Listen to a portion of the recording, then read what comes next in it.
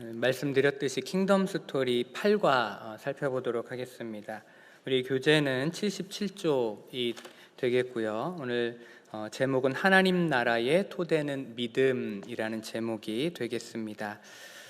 지난 시간에 7과에서 우리는 하나님께서 아브람을 부르시는 장면을 살펴봤습니다. 하나님께서 아브람을 부르신 목적이 있었죠. 그것은 바로 하나님 나라를 세우기 위함이었습니다. 하나님께서는 이 일을 위해서 세상의 수많은 사람들 가운데 한 사람인 아브람을 택하셨고 그를 부르셨습니다. 부르시면서 그에게 땅과 자손 또한 약속하셨죠. 창세기 12장 1절로 2절 말씀을 같이 읽어보면 좋겠는데요. 창세기 12장 1절로 2절 말씀 우리 앞에도 있습니다. 한 목소리로 같이 읽어보도록 하겠습니다. 여호와께서 아브람에게 이르시되 너는 너의 고향과 친척과 아버지의 집을 떠나 내가 내게 보여줄 땅으로 가라. 내가 너로 큰 민족을 이루고 내게 복을 주어 내 이름을 창대하게 하리니 너는 복이 될지라. 국가의 3요소가 국민, 영토, 주권이라는 것은 우리 성도님들 다 알고 계시리라 생각을 합니다. 하나님 나라에서도 이 3요소는 적용이 됩니다. 하나님께서는 아브람을 부르시면서 보신 것처럼 땅을 약속하셨습니다. 그리고 그 땅에서 살아갈 국민은 아브라함의 자손이 될 것이다 라고 또한 약속하셨습니다. 그런데 국가의 3요소 가운데 주권의 개념은 세상 나라와 하나님 나라가 다릅니다. 세상 나라에서의 주권은 국민에게 있죠. 그래서 주권재민이라고 이렇게 이야기를 합니다. 그런데 하나님 나라의 주권은 하나님께 있습니다. 국민이 아니라 하나님께 있습니다. 하나님께서 왕이 되셔서 통치하시고 다스리시고 이끌어 가시는 나라가 바로 하나님 나라이기 때문입니다. 그렇게 하나님 나라에서 살아갈 백성은 자신의 주권을 하나님께 이양한 백성입니다. 하나님의 왕되심을 인정하고 그분의 통치를 인정하며 거기에 순복하는 자만이 하나님 나라에서 살아갈 수 있는 하나님 나라의 백성이 되는 것입니다. 그리고 이를 가능하게 하는 것, 그것이 바로 믿음입니다. 믿음은 전적인 신뢰를 의미하죠. 하나님을 완전히 믿는 자는 그 하나님께 자신의 인생을 맡기고 하나님의 인도를 받는 것을 주저하지 않을 것입니다. 자신의 주권을 포기하고 하나님께 이양함으로 자연스럽게 하나님의 통치를 받아들이게 될 것입니다. 이것이 바로 믿음의 능력이고 믿는 자의 삶이라고 할 수 있겠습니다. 오늘은 이런 관점에서 믿음에 대해서 살펴보고자 합니다. 하나님께서 아브라함에게 주신 믿음, 그 믿음이 어떤 믿음인지, 아브라함이 어떻게 그 믿음을 얻었는지, 그리고 그 믿음의 결과가 무엇인지 오늘 이 8과를 통해서 살펴보도록 하겠습니다. 교재 78쪽을 펼쳐주시기 바랍니다. 교재 78쪽. 첫 번째 주제 살펴볼 텐데요. 창세기 15장 1절 말씀 먼저 한 목소리로 같이 읽어보도록 하겠습니다. 이후에 여호와의 말씀이 환상 중에 아브람에게 임하여 이르시되 아브람아 두려워하지 말라. 나는 내 방패요 너의 지극히 큰 상급이니라. 오늘 살펴볼 첫 번째 주제, 의심하는 아브람을 찾아오시는 하나님입니다. 조금 전에 보셨지만 창세기 12장에서 하나님께서 아브람을 부르셨습니다. 갈대아 우르에서 살고 있었던 아브람, 하나님의 부르심을 따라 고향을 떠나 하나님께서 지시하는 땅, 가나안 땅입니다. 그 가나안 땅으로 거처를 옮기고 마침내 가나안 땅에 입성하게 됩니다. 15장 5절에서 이렇게 말씀합니다. 아브람이 그의 아내 사레와 조카 롯과 하란에서 모은 모든 소유와 얻은 사람들을 이끌고 가나안 땅으로 가려고 떠나서 마침내 가나안 땅에 들어갔더라 라고 말씀합니다. 이렇게 하나님의 인도와 하나님의 지시에 따라서 들어간 가나안 땅이라면 이후 아브람의 인생이 어떻게 풀려나가야 할까요? 우리는 장밋빛 미래를 기대하게 되죠. 그런데 이후 아브라함의 인생을 살펴보면 이런 우리의 기대와는 좀 거리가 먼 것을 우리가 발견하게 됩니다. 아브라함은 이후 가나안에 입성한 이후에 기근을 만나게 됩니다. 그래서 애굽으로 피난을 가야 했고, 또 13장에 보시면 아브라함이 조카 롯과 헤어지는 장면이 기록되어 있습니다. 아브라함에게 있어서 이 조카 롯은 굉장히 특별한 존재였습니다. 지난 시간에도 우리 최충원 목사님이 설명을 해주셨는데요. 왜 롯이 아브라함에게 있어서 특별한 존재였는가? 아브라함은 이 롯을 자신의 상속자로 여겼기 때문에 그렇습니다. 그때까지 롯은 아브라함의 유일한 혈육이었습니다. 그렇기에 아브라함이 후손 없이 죽는다면 자신의 계보를 이어줄 수 있는 유일한 존재로 이 롯을 아브라함은 생각했던 것입니다. 그런데 이런 롯과 헤어지게 됐으니 아브라함의 상실감은 굉장히 컸을 것입니다. 설상가상 창세기 14장 말씀을 보시면요, 거기에는 전쟁 기록이 나오고 있습니다. 가나안 지역 인근 나라들이 편을 나눠서 전쟁을 하게 되는데, 이 전쟁 중에 소돔 땅에 살던 롯이 포로로 잡혀 끌려가게 됩니다. 아브라함은 자신의 집에서 훈련시킨 병사 318명을 이끌고 가서 롯을 구출해내죠. 이러한 내용들이 창세기 14장에 기록되어 있습니다. 롯을 구출해냈지만 아브라함에게 있어서 이 전쟁의 충격 상당했을 수밖에 없었을 것입니다. 하나님의 인도에 따라서 내가 고향을 떠나 이곳에 왔는데 왜 이렇게 어려운 일들이, 이런 문제들이 자꾸 생기는가? 아브라함은 의아했을 것입니다. 성도 여러분, 여러분이 만약 아브라함이라면 이런 상황에서 어떤 마음이 들 것 같으신가요? 굉장히 의아하고 또 어떤 면에서 보면 좀 화도 날 수 있을 것 같습니다. 하나님의 인도에 따라서 온 가나안이라고 생각을 했는데 정작 자신을 기다리고 있었던 것은 기근과 또 롯과의 이별과 또 전쟁이라고 하면 이 아브라함 마음속에 엄청난 갈등과 또 혼란이 생기지 않았을까요? 하나님을 향한 원망과 또 불평이, 또 나아가서는 의심도 그 안에서 생겼을 것이라고 생각을 할 수 있습니다. 오늘 우리가 같이 읽었던 이 15장 1절 말씀은요, 이런 상황 가운데 있었던 아브라함에게 하나님께서 하신 말씀입니다. 이렇게 깊은 절망과 의심 가운데 있었던 아브라함에게 하나님께서 나타나셔서 이렇게 말씀하신 것입니다. 아브라함아, 두려워하지 말라. 나는 내 방패요 너의 지극히 큰 상급이니라. 두려움 가운데 있었던 아브라함이 하나님의 이 음성을 들었을 때 그의 마음에 있던 두려움과 불안, 아마도 깨끗하게 씻은 듯이 사라졌을 것입니다. 두려움의 실체는 무지와 또 무능력이라고 할 수 있습니다. 다시 말하면 인생들은 앞으로 어떤 일이 일어날지 모르기 때문에 두려움에 떱니다. 또 어떤 일이 일어날 것을 안다라고 해도 그것을 대처할 능력이 인생들에게는 없기에 또한 두려워하게 됩니다. 그런데 하나님께서는 그런 아브람과 인생들에게 두려워하지 말라. 나는 내 방패요 너희의 큰 상급이니라 라고 말씀하십니다. 전지전능하시고 역사의 주관자가 되시는 하나님께서 아브람과 또 우리 인생을 책임져 주시고 우리 인생의 방패와 상급이 되어 주시겠다라고 약속하고 계십니다. 그러니 아브람의 마음에 있었던 의심은 하나님의 이 말씀 앞에서 완전히 사라졌을 것입니다. 의심과 두려움에 휩싸여 있었을 아브람에게 하나님께서 먼저 찾아오셔서 이렇게 새로운 힘과 용기를 주신 것이죠. 성도 여러분, 이렇듯 하나님은 우리를 먼저 찾아오셔서 약속을 주시는 분이십니다. 힘들고 어려울 때, 그래야 마음에 의심이 생기고 불신이 생길 때 하나님께서는 우리를 찾아오셔서 말씀으로 우리를 위로하시고 새로운 힘과 또 용기를 주시는 분이십니다. 그래야 불신으로 인한 두려움을 극복하고 다시 새롭게 도약할 수 있도록 해주시는 분이 바로 우리 하나님이십니다.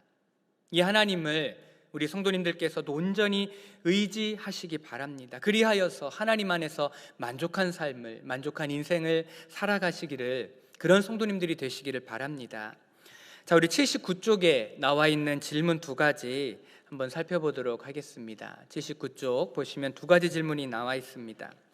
조카 롯이 떠난 뒤 아브라함이 느꼈을 두려움이나 상실감을 생각해 보십시오. 어떤 이유들이 아브라함을 힘들게 했을까요?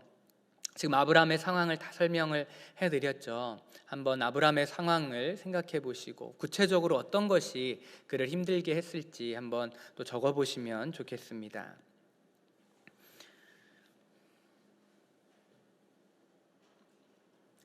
말씀드렸듯이 아브라함은 나이가 75세가 되었을 때, 당시는 지금보다 평균 수명이 조금 높았죠. 성경을 살펴보면 그렇다고 하더라도 75살은 결코 젊은 나이는 아닙니다.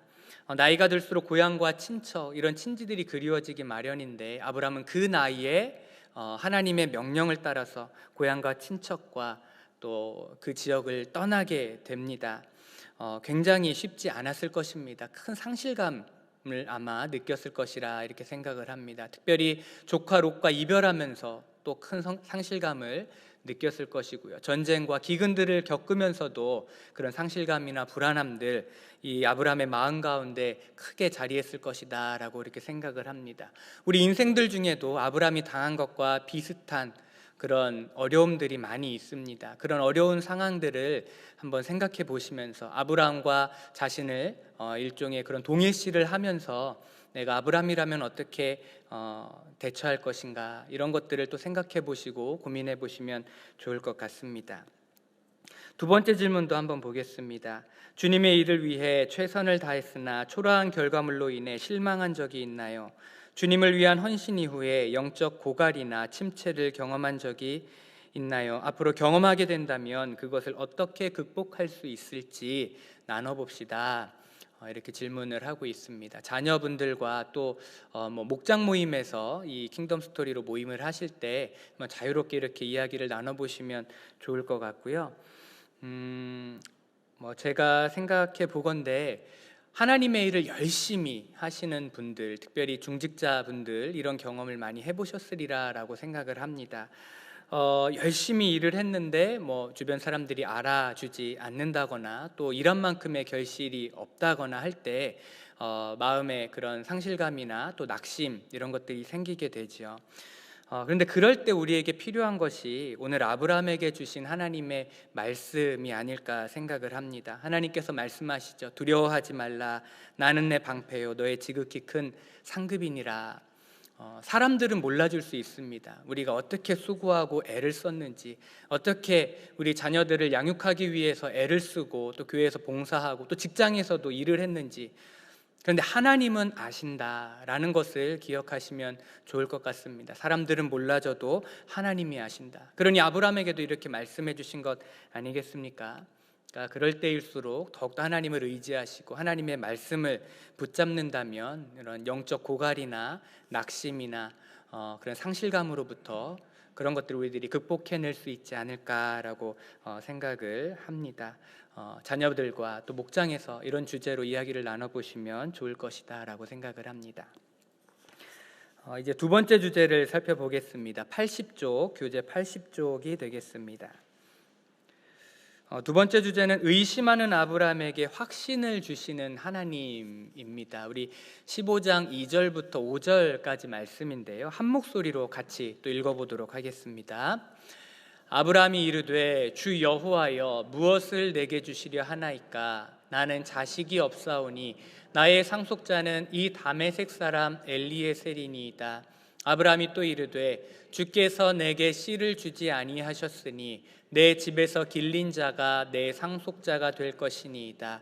여호와의 말씀이 그에게 임하여 이르시되 그 사람이 내 상속자가 아니라 내 몸에서 날 자가 내 상속자가 되리라 하시고, 그를 이끌고 밖으로 나가 이르시되 하늘을 우러러 무뼈를 셀 수 있나 보라. 또 그에게 이르시되 내 자손이 이와 같으리라. 아멘. 조금 전에 살펴보신 대로 아브라함은 하나님의 명령에 따라 고향과 친척과 아버지의 집을 떠났습니다. 그런데 그런 아브라함을 기다리고 있었던 것은 다양한 문제들이었죠. 이 다양한 문제들 가운데 특별히 아브라함을 가장 힘들게 했던 그 문제는 바로 자손에 관한 것이었습니다. 창세기 12장 4절에서 하나님께서 아브라함을 부르실 때 아브라함의 나이가 75세였다라고 말씀하고 있습니다. 75세의 나이라고 했을 때 자녀를 출산하기에는 조금 늦은 나이라고 할 수가 있습니다. 그런데 그런 아브라함에게 하나님께서는 큰 민족, 곧 자손을 약속하셨죠. 아브라함의 입장에서 하나님의 이 말씀, 자손을 주겠다, 큰 민족을 이루게 하겠다라고 하신 하나님의 이 약속을 그 문자 그대로 믿는 것이 사실은 쉽지 않았을 것이다 라는 것을 우리들이 충분히 추측해 볼 수가 있습니다. 우리는 이런 아브라함의 고뇌를 성경에서 또한 읽어낼 수가 있습니다. 자신과 사례의 소생이 아니라 법적인 양자나 상속자를 통해 후대를 이어나가려고 하는 아브라함의 시도를 우리는 성경에서 발견하게 되기 때문입니다. 먼저는 조카 롯이 그랬고요. 또 지금 15장 2절 말씀을 보시면 그의 종인 엘리에셀이 그러합니다. 2절 이렇게 말씀하고 있죠. 나는 자식이 없사오니 나의 상속자는 이 다메섹 사람 엘리에셀이니이다 라고 아브라함이 하나님께 말하고 있습니다. 우리는 이런 아브라함의 모습을 통해서 우리 인간의 연약함, 또 인간의 부족함, 인간의 그 한계를 절감하게 됩니다. 하나님으로부터 분명한 약속을 받았음에도 현실의 벽에 부딪힐 때 하나님의 약속은 온데간데 없어지고 인간적인 방법과 해결책을 찾게 되는 것입니다. 초자연적인 하나님의 약속을 현실적인 기준으로 판단하고 재단하여서 결국은 우리 수준으로 하나님의 약속을 격화시키는 것이죠. 그러면서도 하나님을 향해서는 그렇게 행하는 자신의 정당함을 주장합니다. 모든 것이 하나님 탓이다라는 것입니다. 3절 말씀을 보시면 아브라함이 이렇게 항변합니다. 아브라함이 또 이르되 주께서 내게 씨를 주지 아니하셨으니 내 집에서 길린 자가 내 상속자가 될 것이니이다. 자신이 지금 엘리에셀을 상속자로 삼으려 하는 것은 전적으로 하나님 책임이라는 것입니다. 그런데 사실 이러한 태도는 우리의 믿음 없음을 정당화하려는 그런 핑계에 불과합니다. 왜냐하면 우리 하나님은 신실하신 분이시기 때문입니다. 우리에게 한 약속을 끝까지 지키시는 분이 바로 우리 하나님이시기 때문입니다. 하나님 편에서 먼저 자신의 약속을 변개하고 취소할 가능성은 제로라는 것입니다. 그런데 연약한 우리 인간은 그 하나님을 신뢰하지 못하고 의심하다가 인내하지 못하고 결국은 자신의 뜻대로 세상의 방식대로 행하고 마는 것입니다. 그런데 감사한 것은 이렇게 부족하고 연약한 우리 인간인데 하나님께서는 자신의 약속뿐만 아니라 자신의 백성들을 향해서도 신실하시다라는 것입니다. 이 말은 하나님께서는 자신의 백성을 포기하지 않으시고 그들을 붙잡으시며 그들에게 믿음을 주셔서 끝까지 그들을 인도해 나가신다라는 것입니다. 본문 4절로 5절에서 하나님의 약속을 신뢰하지 못하고 의심하는 아브라함에게 하나님께서 어떻게 하시나요? 다시금 자신의 약속을 확인시켜 주십니다.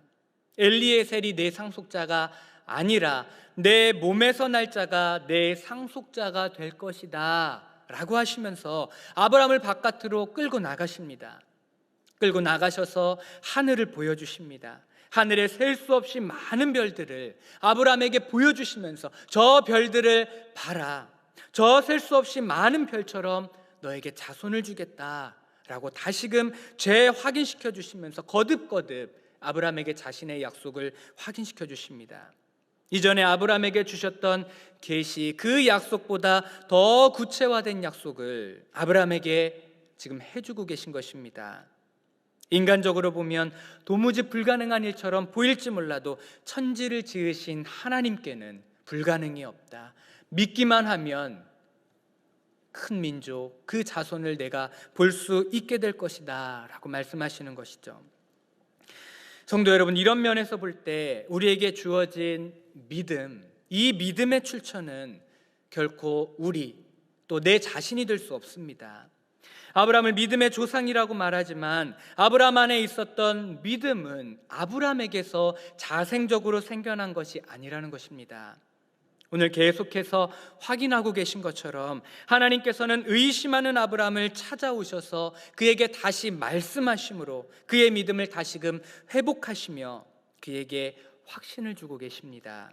하나님의 약속이 참됨을, 하나님께서 자신이 한 약속을 이루시고 성취하실 것임을 아브라함으로 하여금 믿을 수 있도록 하나님께서 역사해 주시는 것입니다.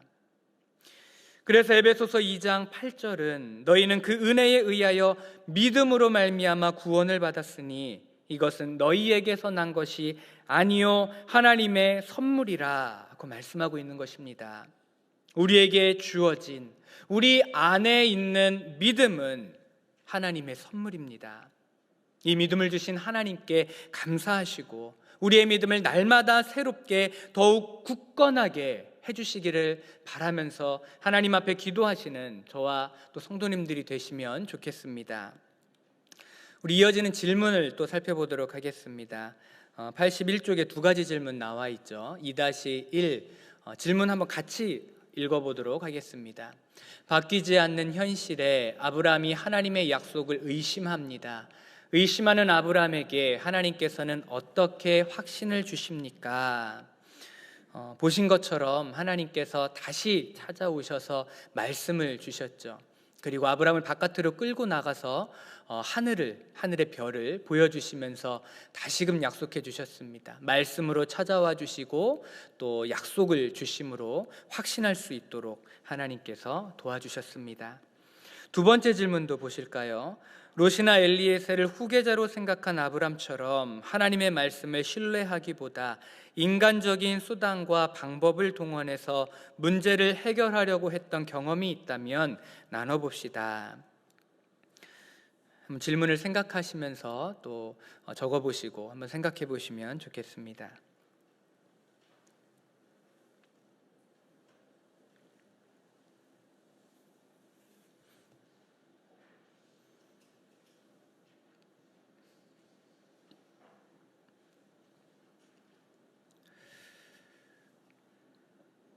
우리가 인생을 살아가면서 만나는 많은 일들이 있는데요.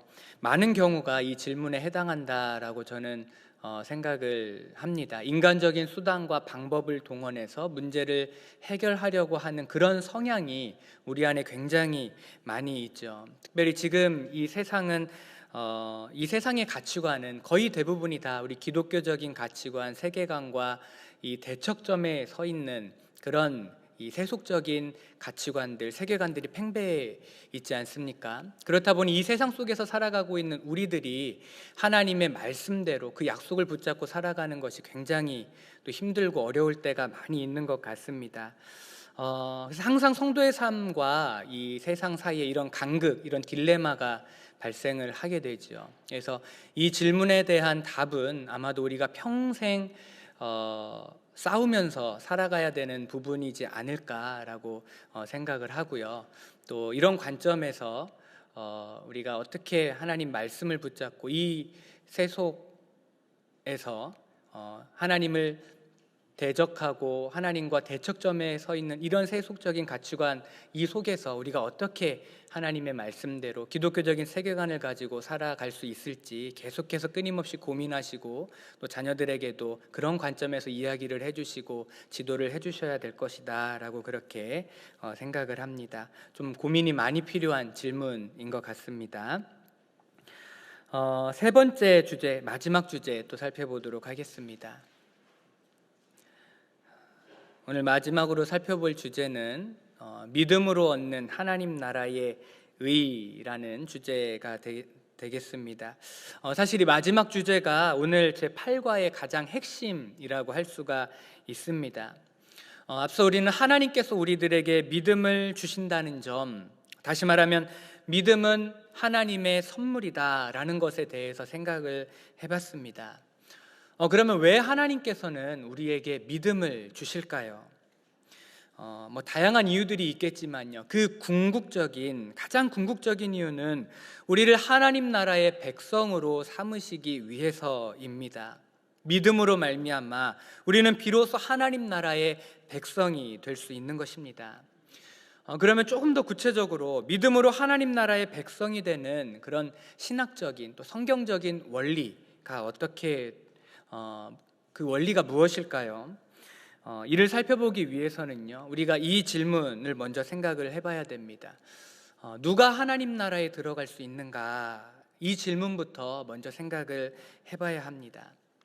다시 말하면 하나님 나라에 들어갈 수 있는 자격자, 그 자격자 누구인가 하는 것입니다.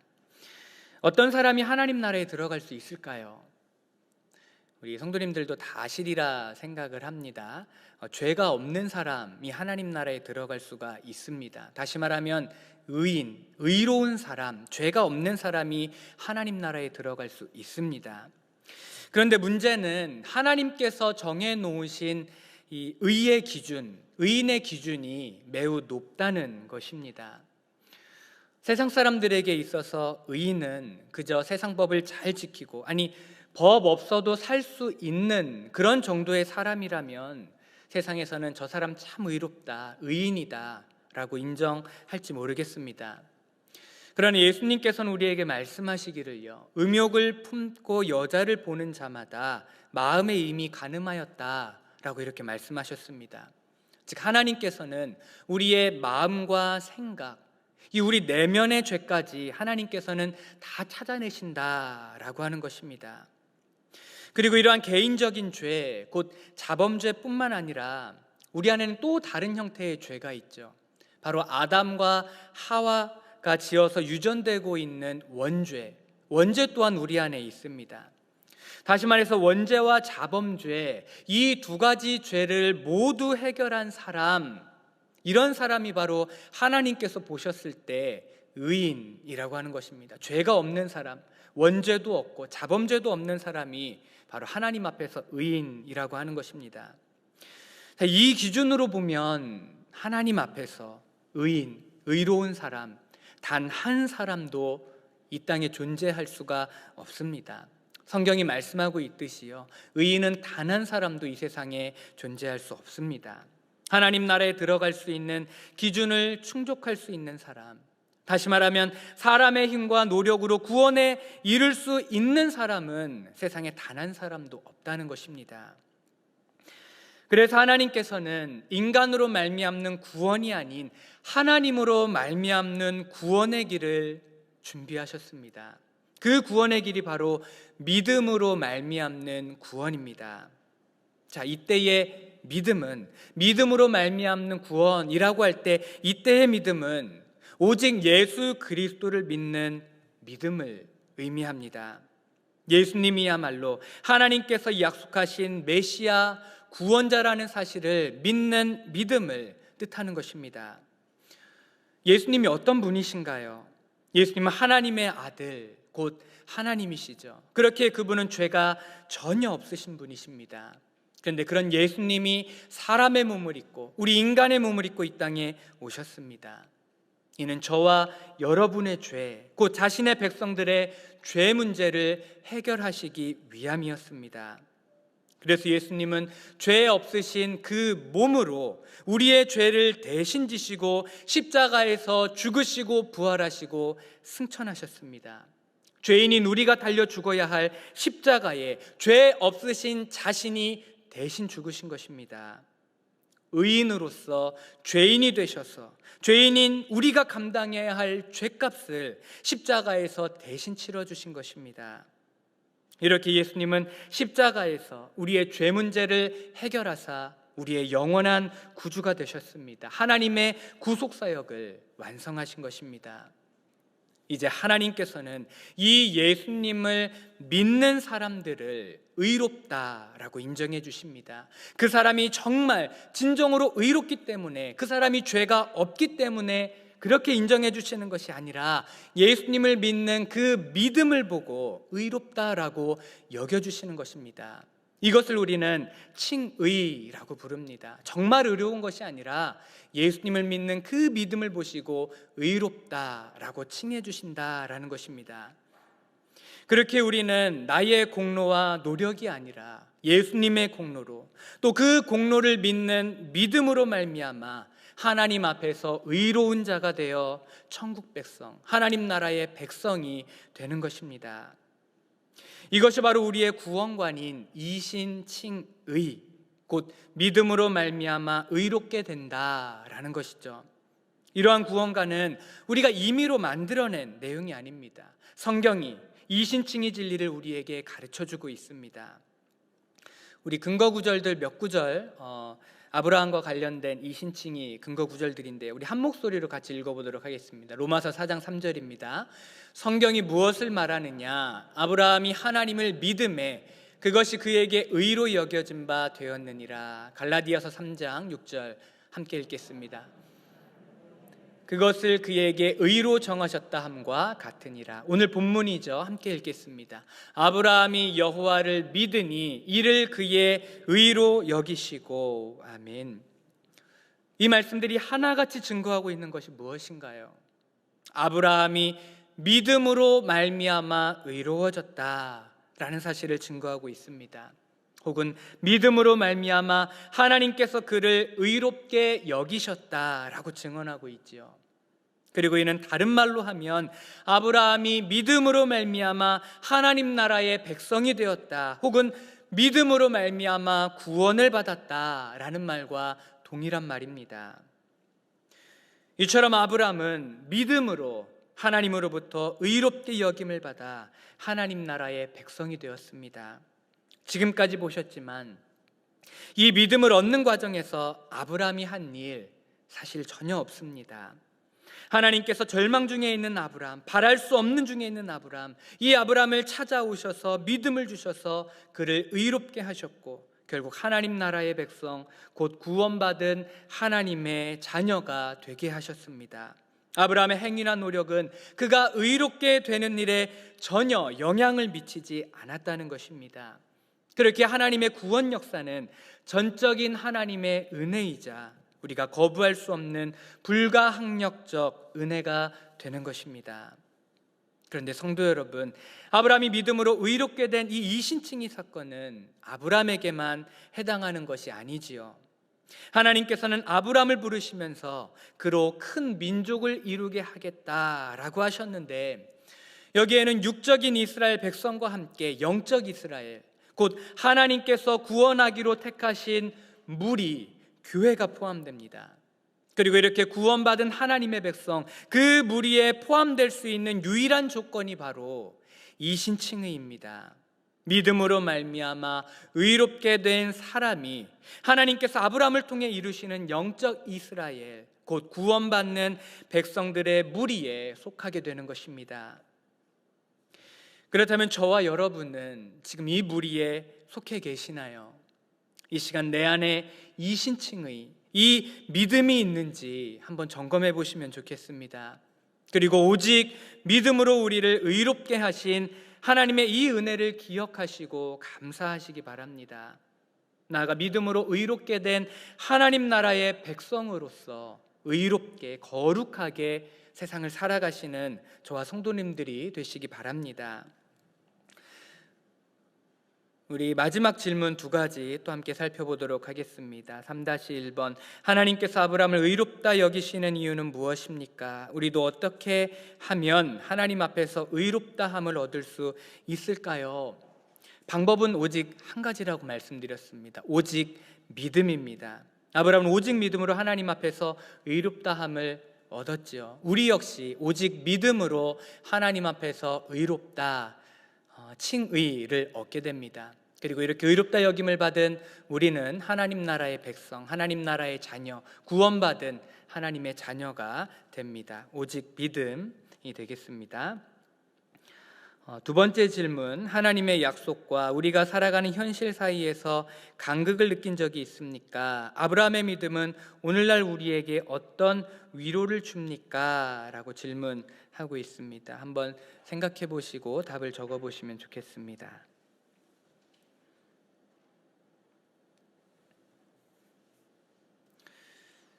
아까 두 번째 주제에서 살펴봤던 질문하고 좀 맥을 같이 하는 그런 질문인 것 같습니다.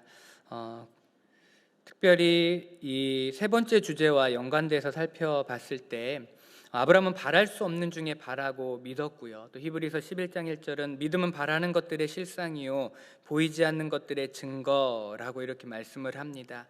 믿음은 보이지 않지만 하나님의 약속을 믿는 것입니다. 그래서 우리가 이 땅에서 살아갈 때 하나님 나라가 잘 보이지 않고 정말로 우리가 그 나라에 갈 수 있겠는가 이렇게 믿음이 연약해질 때도 많이 있죠.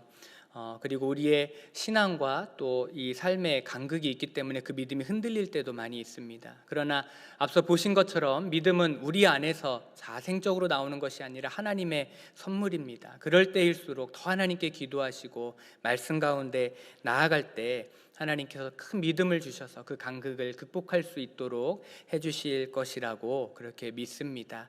이런 관점에서 이야기를 나누시고 또 자녀들을 양육하시면 좋을 것 같습니다. 네, 이제 오늘 공부를 마무리하도록 하겠습니다. 오늘 배운 세 가지 포인트입니다. 한 목소리로 같이 읽어보도록 하겠습니다. 하나님은 두려워하고 있는 하나님의 백성을 위로하신다. 하나님은 의심하고 있는 하나님의 백성에게 확신을 주신다. 하나님을 신뢰하는 단순한 믿음이 하나님 나라와 그 의를 이룬다. 네, 오늘 배운 이 내용들 잘 기억하시기 바랍니다. 하나님께서 우리에게 믿음을 주셔서 우리를 거룩하고 의로운 하나님 나라의 백성으로 삼아 주셨죠. 이제 우리는 하나님 나라의 거룩한 백성으로서요, 그 백성으로서 그의 합당한 삶을 살아가야 될 것입니다. 하나님의 말씀을 믿음으로 붙잡고 그 말씀대로 살아갈 때 우리를 통해 이 땅에 하나님 나라가 더욱더 분명해지고 또 우리를 통해 이 땅에 하나님 나라가 확장될 것입니다. 이 믿음으로 의롭게 된 하나님 나라의 백성이라는 이 정체성을 가지고 하나님 나라의 백성으로서 믿음으로 살아가시는 저와 성도님들이 되시기 바랍니다. 두 가지 기도 제목이 있습니다. 이번과 관련해서 두 가지 기도 제목이 있는데요. 보시면 세상적 인간적인 방법에 눈을 돌리지 않게 하소서. 또 하나는 어려움 속에서도 신실하고 선하신 하나님을 신뢰하게 하소서. 이 기도 제목 기억하시고 오늘 말씀 기억하시면서 함께 기도하시겠습니다.